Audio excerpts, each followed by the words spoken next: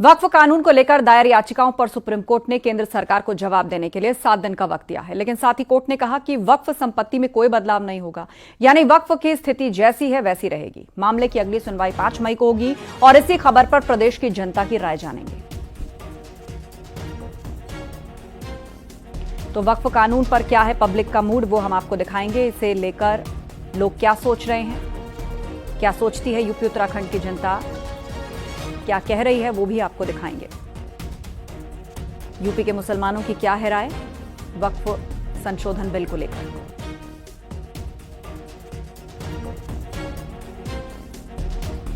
वक्फ कानून को लेकर मेरठ के वकीलों की राय क्या है, सबसे पहले वो आपको दिखाते हैं।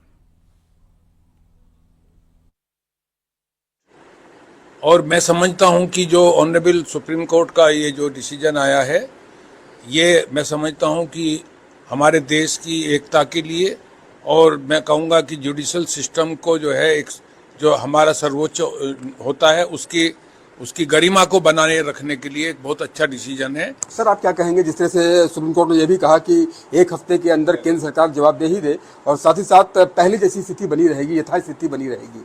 आप कैसे देखते हैं इस सुप्रीम कोर्ट के इस टिप्पणी को लेकर के या फिर इस अंतरिम आदेश को लेकर? मैं समझता हूँ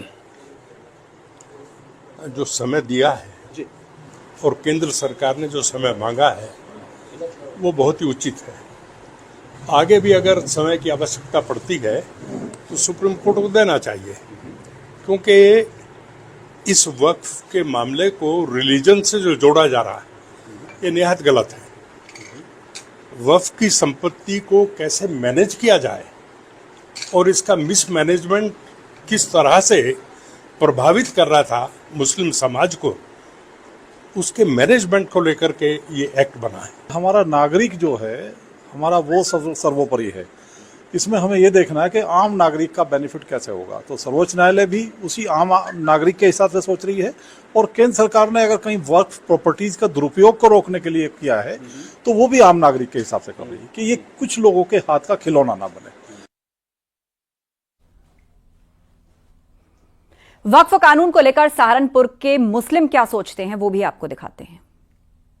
कहना चाह रहा हूं कि जो भी मामला है, अगर ये सरकार मुसलमानों के हक में है, ये दिखावे जो लोग मौलवी हैं, मुल्ला हैं, वो कब्जा करो बैठे, उनकी जांच पड़ताल करे गए कि ये कौम की जमीन है, किसी ने अपनी मदद के लिए छोड़ रखा है, उन्हें मिलनी चाहिए। सरकार का दावा यही है, सरकार यही कह रही है कि सरकार कह तो रही, मगर ये 10% दिखा के 90% अपने कब्जे में करनी चाह रही है। 10% दिखाएगी 10% दिखाएगी, 90% यह है।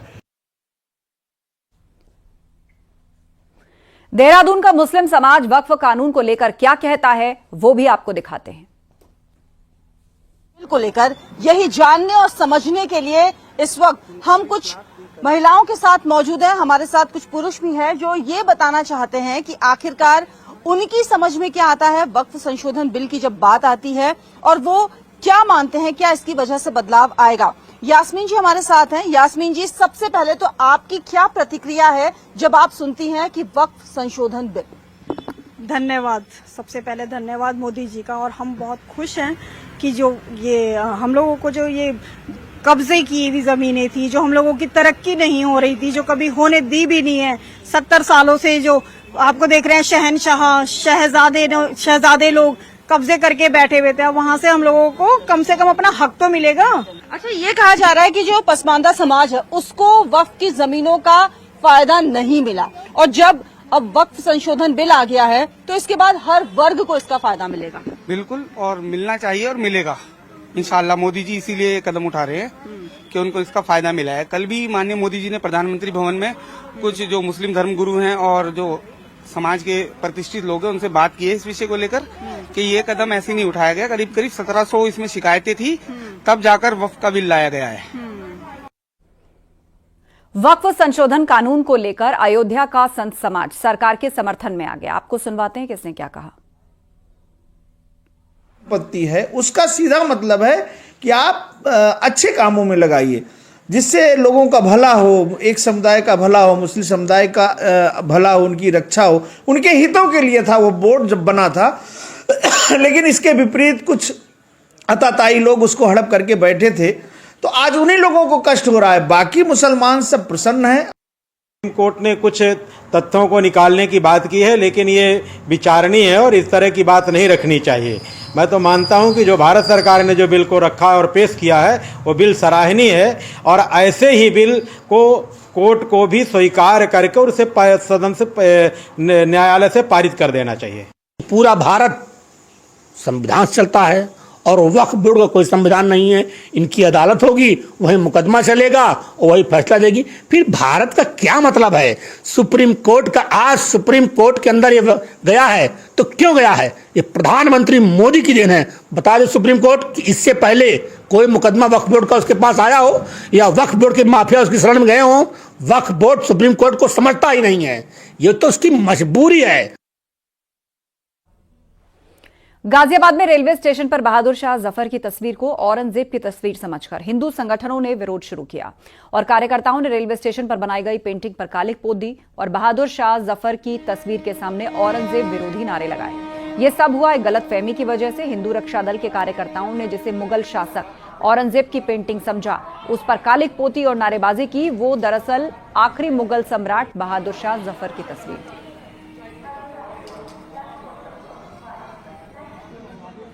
हमारे यहाँ औरंगजेब का चित्र, औरंगजेब की कब्र हमारे भारत में क्या कर रही है मेरे को समझ में नहीं आ रहा है। जिसने हमारे इतने मंदिर तोड़े, जिसने काशी विश्वनाथ वाला मंदिर तोड़ करके वहां मस्जिद बनाने का काम किया, जिसने हमारी बहनों का कत्लेआम किया, जिसने 1.25 मन जनेऊ उतार करके खाना खाता था जो आदमी, वो राक्षस, वो वहसी, ऐसे आदमी के चित्र हमारे भारत में क्यों है? इस समय हम गाजियाबाद रेलवे स्टेशन पर मौजूद है, जहां पर हिंदू रक्षा दल के कार्यकर्ता पहुंचते हैं और झंडे लेकर पहुंचते हैं और इस तस्वीर पर वह पेंट कर देते हैं, कालिक पोत देते हैं और औरंगजेब की ये तस्वीर बताई गई है। लेकिन रेलवे के अनुसार ये औरंगजेब की तस्वीर नहीं, गाजियाबाद रेलवे स्टेशन पर 1857 क्रांति के नायकों की तस्वीर है। ये मुगल काल के आखिरी बादशाह बहादुर शाह जफर की ये तस्वीर है। लेकिन हिंदू रक्षा दल के कार्यकर्ता काफी संख्या में पहुंचते हैं और इस पर कालिक पोत देते हैं और औरंगजेब की तस्वीर इसे बताते हैं। लेकिन 1857 क्रांति में जिन्होंने भाग लिया, सैनिकों का नेतृत्व किया था बहादुर शाह जफर ने, ये उनकी तस्वीर है। दूसरी ओर भी ले चलते हैं आपको, ये तस्वीरों में दिखा देते हैं कि यहाँ भी रानी लक्ष्मीबाई की तस्वीर बनी हुई है। तो अलग अलग महानायकों की तस्वीर रेलवे स्टेशन पर बनाई गई है, पेंटिंग की गई है, जिन्होंने 1857 की क्रांति में भाग लिया था। गाजियाबाद से न्यूज़ 18 उत्तर प्रदेश के लिए रोहित सिंह। हाथरस के सिकंदरा राव कोतवाली क्षेत्र में सत्संग भगदड़ में हुई 121 लोगों की मौत मामले में आज हाथरस कोर्ट में सुनवाई हुई। लंबे समय चली बहस के बाद जज ने अगली सुनवाई की तारीख 2 मई को दी है। वहीं बचाव पक्ष के वकील ने बताया कि आज की सुनवाई में हमने साफ कर दिया कि जो दोष है वो जल्दबाजी का है, उसमें आयोजक दोषी नहीं है, ये सब जल्दबाजी और भगदड़ थी।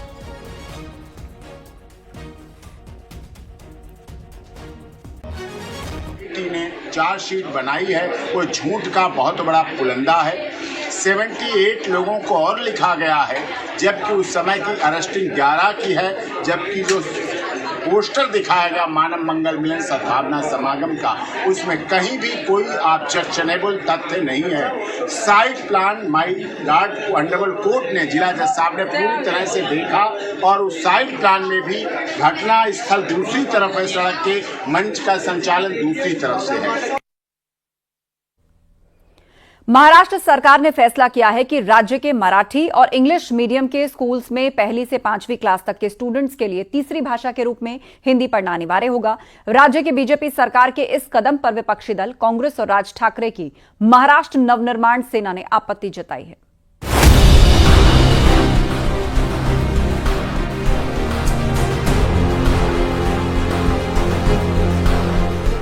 3 लैंग्वेज पॉलिसी पर महाराष्ट्र में महाभारत। महाराष्ट्र में हिंदी भाषा पर सियासी संग्राम। राज ठाकरे ने छेड़ी जंग, महाराष्ट्र में टेंशन। तमिलनाडु के बाद अब महाराष्ट्र में 3 लैंग्वेज पॉलिसी पर सियासी बखेड़ा खड़ा हो गया है। महाराष्ट्र की देवेंद्र फडणवीस सरकार ने राष्ट्रीय शिक्षा नीति 2020 के तहत राज्य में पहली से 5वीं कक्षा तक छात्रों के लिए हिंदी को तीसरी अनिवार्य भाषा बनाने का फैसला किया है। इसके तहत राज्य में मराठी और इंग्लिश मीडियम के स्कूलों में पहली से 5वीं तक हिंदी को तीसरी अनिवार्य भाषा के रूप में पढ़ाया जाएगा। जो नई शिक्षा नीति है उसको हम पहले से लागू कर रहे हैं, ये कोई नया नोटिफिकेशन नहीं है। शिक्षा नीति में हमारा ये प्रयास है कि सबको मराठी भी आनी चाहिए और साथ साथ अपने देश की भाषा जो है वो भाषाएं भी आनी चाहिए। तो मुझे लगता है कि इस माध्यम से जो केंद्र सरकार ने विचार किया कि हमारे देश में एक संपर्क भाषा होनी चाहिए, उस दृष्टि से ये प्रयास किया गया है। बाकी महाराष्ट्र में मराठी को कंपलसरी करना ये हमने पहले ही निर्णय लिया है। महाराष्ट्र में हर एक को मराठी सीखना ही होगा, लेकिन साथ साथ वो अंग्रेजी भी सीख पाएंगे, हिंदी भी सीख पाएंगे और कोई उनको लैंग्वेज सीखनी है तो वो भी सीख पाएंगे। फडणवीस सरकार के इस फैसले के बाद अब राजनीतिक घमासान शुरू हो गया है। राज ठाकरे की एमएनएस ने इस फैसले का विरोध करते हुए मुंबई में पोस्टर लगवाए हैं, जिसमें लिखा गया है कि हम हिंदू हैं, हिंदी नहीं।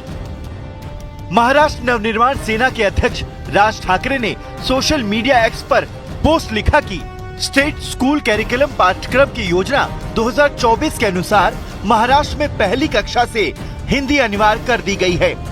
मैं स्पष्ट शब्दों में कहूंगा कि महाराष्ट्र नवनिर्माण सेना इस अनिवार्यता को बर्दाश्त नहीं करेगी। हम केंद्र सरकार की ओर से हर चीज को हिंदीकृत करने के मौजूदा प्रयासों को इस राज्य में सफल नहीं होने देंगे। हिंदी राष्ट्रभाषा नहीं है। हिंदी प्रवर्तन के अगेंस्ट में मनसे की तरफ से बैनरबाजी की हुई दिखाई दे रही है। मुंबई के दादर इलाके में शिवसेना भवन के यहाँ पे ये जो बैनर है मनसे की तरफ से लगाए हुए।